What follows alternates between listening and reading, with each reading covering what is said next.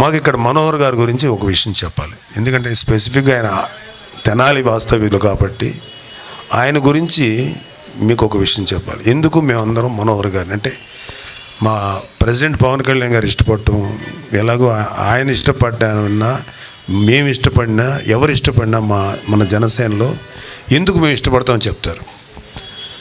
2019లో జనసేన ఓడినప్పటి నుంచి చాలామంది నాయకులు జనసేన వదిలిపెట్టి వెళ్ళిపోయారు. కార్యకర్తలు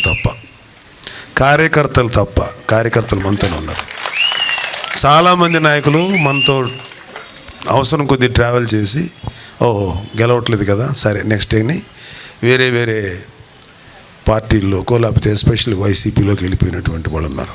కానీ ఆ టైంలో ఒక లెవెల్లో తెనాలి నుంచి పోటీ చేసి ఓడిపోయినా సరే పవన్ కళ్యాణ్ గారు మీరు గెలిస్తే నాకేం అబ్జెక్షన్ లేదు, హ్యాపీ. కానీ మీరు ఓడిపోతే మాత్రం లైఫ్ లాంగ్ మీతోనే ఉంటాను, మీతోనే ట్రావెల్ చేస్తానన్న ఒక గొప్ప వ్యక్తి, గొప్ప లీడర్షిప్ క్వాలిటీ ఉన్న వ్యక్తి నాదెండ్ల మనోహర్ గారు.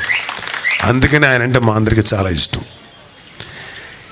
ఇవాళ ఎవరు ఎన్ని చెప్పినా సరే ఎన్ని మాట్లాడినా సరే మనోహర్ గారు జనసేనలో పవన్ కళ్యాణ్ గారి తర్వాత అత్యంత ముఖ్యమైన నాయకుడు ఆయన.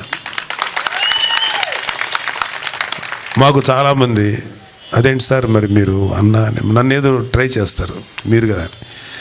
అరే ఆయన కష్టపడి పనిచేసే విధానం, ఆయన మనస్సు అంటే శారీరకంగా మానసికంగా ఒత్తిడి తీసుకొని ఆయనంత పనిచేసేంత కెపాసిటీ మాకు లేదు. ఆయన such a great leader Manohar గారు. సో మనోహర్ గారు తెలుగు రాష్ట్రాలకి ఒక అద్భుతమైనటువంటి స్పీకర్గా పనిచేసిన వ్యక్తి, మంచి రాజకీయ నేపథ్యం ఉన్న వ్యక్తి, గ్రేట్ హ్యూమన్ బీయింగ్. అలాంటి వ్యక్తి మన జనసేనలో ఉండటం అనేది మనకు అత్యంత బలమైనటువంటి విషయం. అది చాలా స్ట్రెంగ్త్ ఆయన పార్టీకి.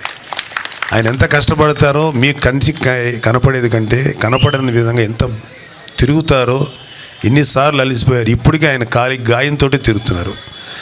నేనే మొన్న ఏమంటే ముందు ట్రీట్మెంట్ తీసుకోండి తర్వాత మీరు బలంగా తిరిగితేనే కదా అంటే ఆయన పట్టించుకోరు. అది వాళ్ళ క్యారెక్టర్.